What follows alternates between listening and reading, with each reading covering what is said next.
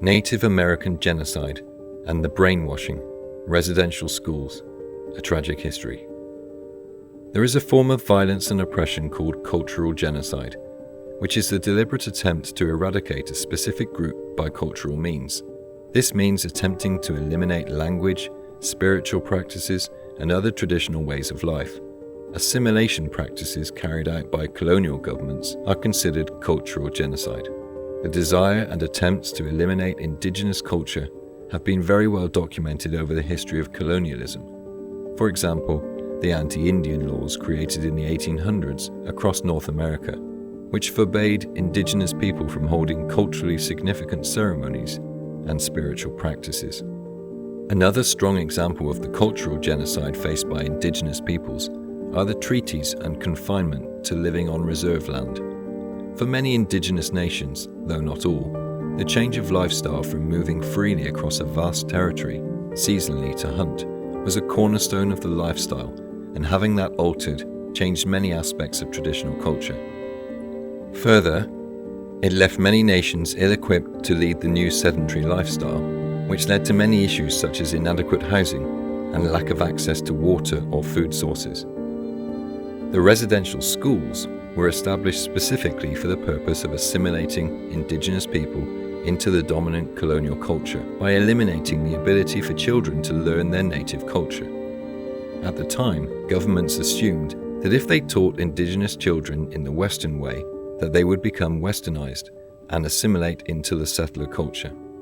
According to the Merriam-Webster dictionary, genocide is defined as the deliberate and systematic destruction of a racial, political, or cultural group. 2014. The overall treatment of indigenous peoples in North America unquestionably amounts to a cultural genocide, and sadly, there are many cases where the treatment also amounts to genocide. Examples of genocidal practices in North America are not as common as the cultural genocide, which continues to occur to this day. Some argue that genocide must be intentional mass killings of a cultural group, such as what happened in the Holocaust.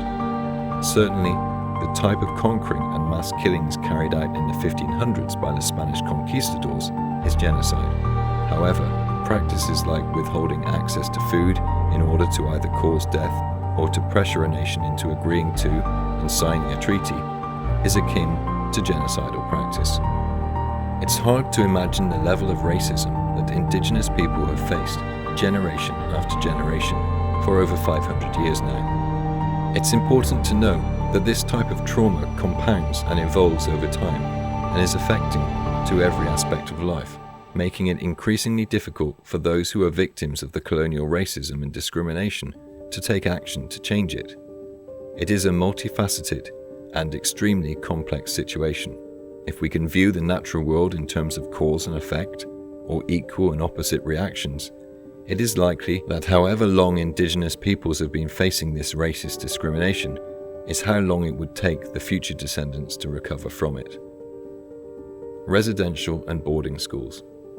Arguably, residential schools have had the most impact on the lives of indigenous people. Of course, the schools were a form of systematic cultural genocide. The fact that this practice was so accepted and systemized shows how deeply anti-indigenous sentiments were and how much it has been a part of the mainstream culture in North America. Shortly after the point of contact, as Europeans were creating more permanent settlements and colonies, various Christian church groups began operating mission schools. These schools were attended by indigenous children and adults on a voluntary basis. In the early days of European colonialism, many indigenous nations worked closely and amicably with the settlers and wanted to learn more of the European languages and culture. In that time, from the early 1600s to the early 1800s, indigenous people were not forced to attend the mission schools, nor were they expected to discontinue their indigenous lifestyles if they did so. In the northern regions of the continent, it was more common for some indigenous nations and European settlements to have closer relationships.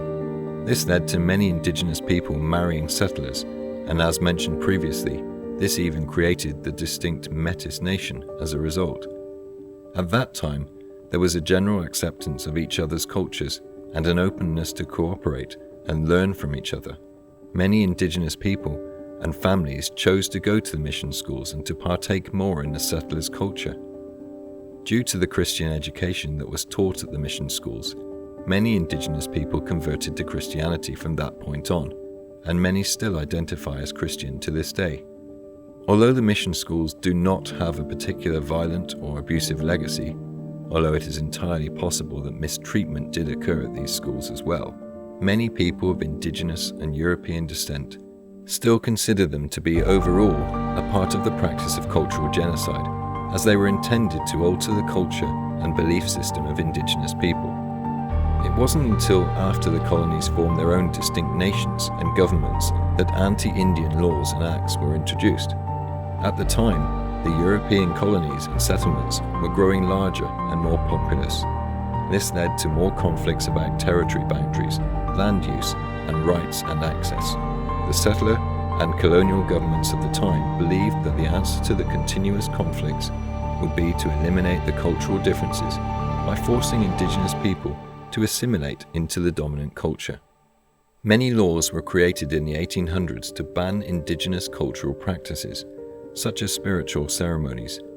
In an effort to further destroy indigenous culture and assimilate the people, both the American and Canadian governments decided to take over the school system from the missionaries and created state-run residential or boarding schools. Children were seized from their homes and moved into the schools, some of which were very far from their native communities, making it impossible for the families to visit. Although established through the federal governments, like the mission schools, the so-called residential and boarding schools were still run by Christian religious institutions, such as the Catholic Church and other similar organizations. According to first-hand accounts and the limited school records, the children who attended the schools were malnourished, lacked access to proper health care, and were emotionally, physically, and sexually abused. Many of the children died while in the custody of the schools, and the families were never informed of their deaths. The children simply never returned. Another traumatic impact on indigenous people that came from the tragic legacy of the residential and boarding schools was caused by the interruption of family-oriented learning and attachment. The indigenous children, taken from their homes, never had the opportunity to be loved and cared for by their families, and thereby also never learned how to love and care for families of their own. The interruption to the social learning of loving and parenting skills occurred repeatedly over generations. Parenting skills and socio-family learning were not able to occur for over 150 years. The multifaceted traumas that the residential and boarding schools caused have created a deep-seated distrust of all authority and especially colonial power, a depleted sense of self-worth, resulting in many mental health-related illnesses such as depression and substance misuse, decimation of family skills, learned patterns of abuse, as opposed to learned patterns of care and love. And the list continues from there, with each generation being affected by their own experiences and by the experiences of the generations before them. The legacy and trauma continues.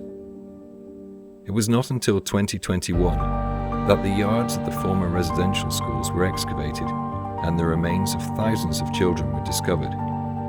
Sadly, the remains have been found in mass graves and the children are unmarked and virtually unidentifiable. It may be possible for genetic testing to be done and children to be identified. The remains that are identifiable through matching records are being transported back to their home communities and families so that they may be honored and laid to rest with the dignity and love that they deserve.